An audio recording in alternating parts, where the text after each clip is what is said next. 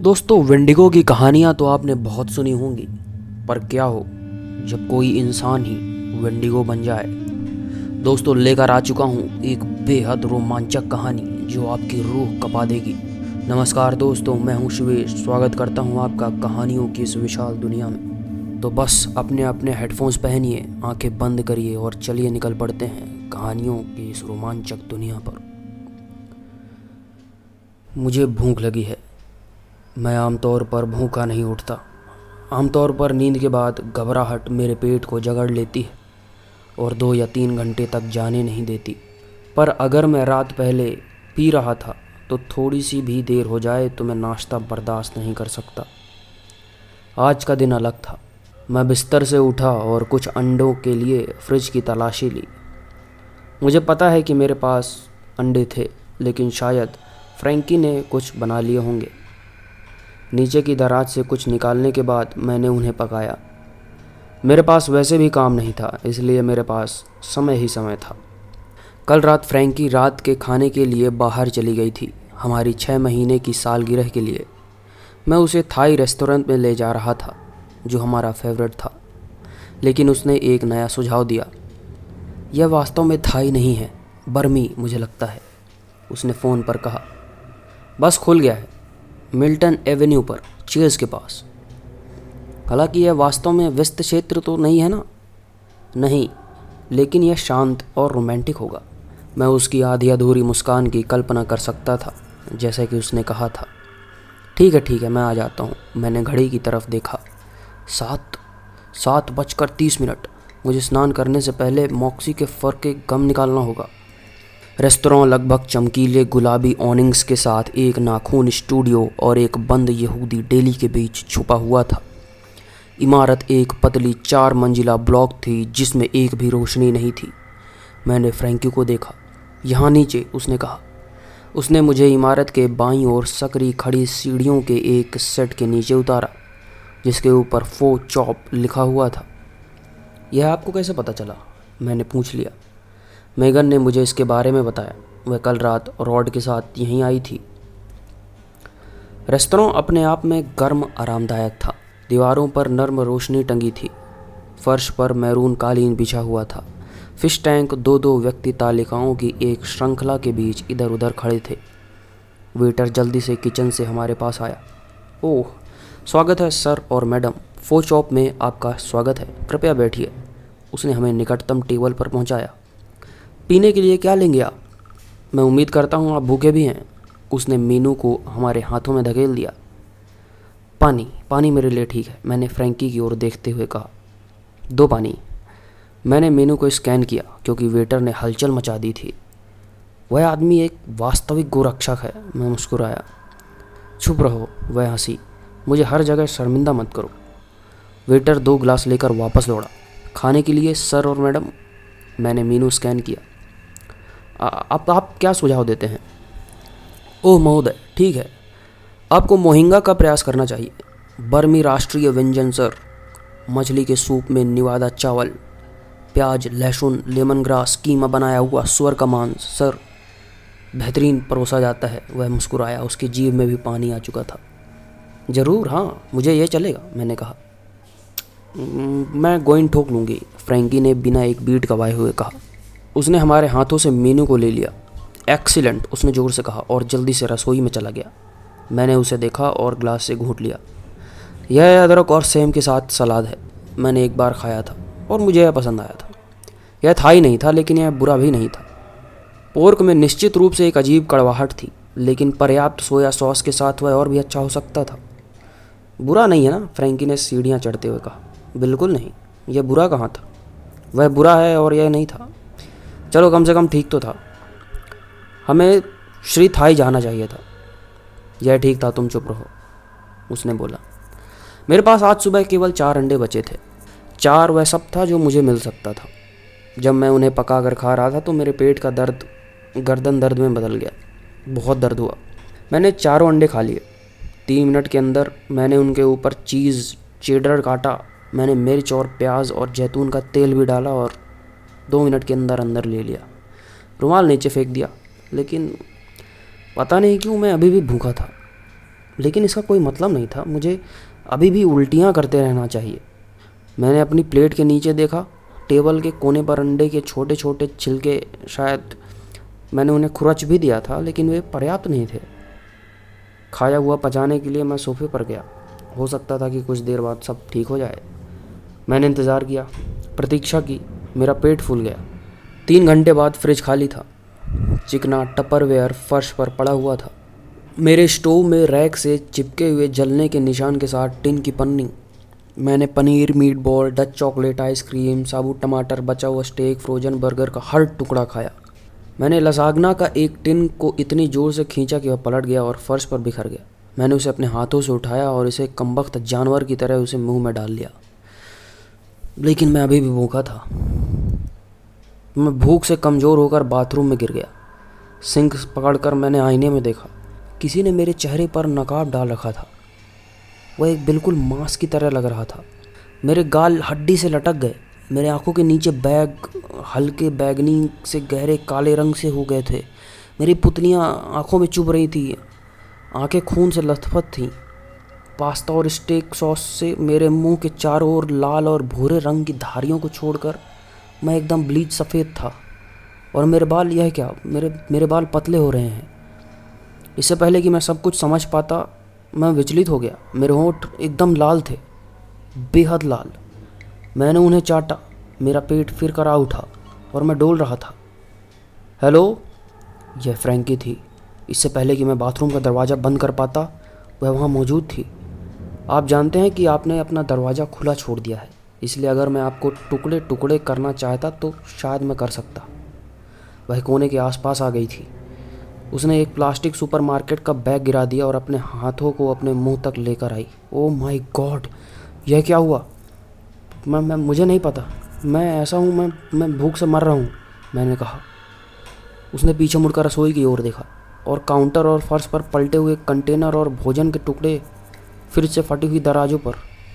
तुमने वह सब खा लिया? हाँ, मुझे नहीं पता, शायद यह फूड पॉइजनिंग हो गई है मुझे। यह फूड पॉइजनिंग का बिल्कुल उल्टा है, उसने बोला। मुझे आपको डॉक्टर के पास ले जाना पड़ेगा। पर मुझे कुछ याद आ गया था। मुझे कल रात का खाना याद आ गया। खाने में मुझे कुछ ठीक नहीं लगा था। उस सुअर के मांस के बारे में सोचते ही मेरी लार टपकने लगी। थूक ने मेरा मुंह भर दिया। मैं मजाक नहीं कर रही हूँ। मैं 911 पर कॉल करती हूँ। मेगन का क्या पता है? मेगन क्या? वह ठिठक गई। मेगन, मैंने दहाड़ते हुए कहा। वह वहाँ गई थी, फोचॉप में। मुझे उसका पता चाहिए, मैं मर रहा हूँ। मुझे यह भी नहीं पता था कि यह सब बोलते बोलते मैं उसके कितने करीब आ गया था। उसने काउंटर पकड़ लिया। मैं उसकी चौड़ी आंखों में हरी झिल्लियों को देख सकता था, उसके गालों को देख सकता था, उसके स्वादिष्ट गाल। आई डोंट उसने अपनी आंखें बंद कर लीं, याद करने की कोशिश कर रही थी। मैंने उसकी ओर कदम बढ़ाया, उन गालों को देखते हुए, उसकी भरी हुई सांसों के साथ अंदर और बाहर फुसफुसाते हुए। अगर मैं स्वाद ले सकता था। 166 वुडन रोड। उसने अपनी आंखें खोलते हुए छींटाकशी की। जब उसने मेरी निकटता को देखा तो वह चिल्लाई और मुझे सीने में जोर से धक्का दिया और अपार्टमेंट के बाहर चली गई। मैंने मेगन के अपार्टमेंट में 4 मील की दूरी तय की। मैं लॉबी में घुसा, ऑनलाइन के लिए लिस्टिंग को स्कैन किया और तीसरी मंजिल पर एक बार में सीढ़ियों पर चढ़ गया। मेगन, मैं चिल्लाया, दरवाज़ा खोलो। पहली बार नॉक करने पर ही दरवाज़ा खुल गया। गर्म हवा की लहर ने मुझे मारा। यह एक कचरे के थैले में छोड़े गए सड़क की मार की स्थिर सड़न की बीमार मीठी गंध ले गया। मैं ठिठक गया। मेगन! कोई जवाब नहीं। मैंने अपार्टमेंट में कदम रखा, सारी बत्तियां जल रही थी। मेगन! मैं अपना मुंह ढके हुए रसोई के पिछले हॉल से नीचे चला गया। उसका फ्रिज खुला था, खाली लटका हुआ था। उसकी सामग्री हर सतह पर बिखरी हुई थी। मक्खन और टर्की, बेगन और योगर्ट के पैकेट स्पष्ट रूप से दीवार पर फेंके गए। फर्श, दूध और प्याज और ड्रेसिंग, टूटे अंडे, भुना हुआ गोमांस, यह सब बिखरा पड़ा था। लेकिन वहाँ पर बहुत सारा खून भी था। वह बीफ का नहीं हो सकता। मेगन!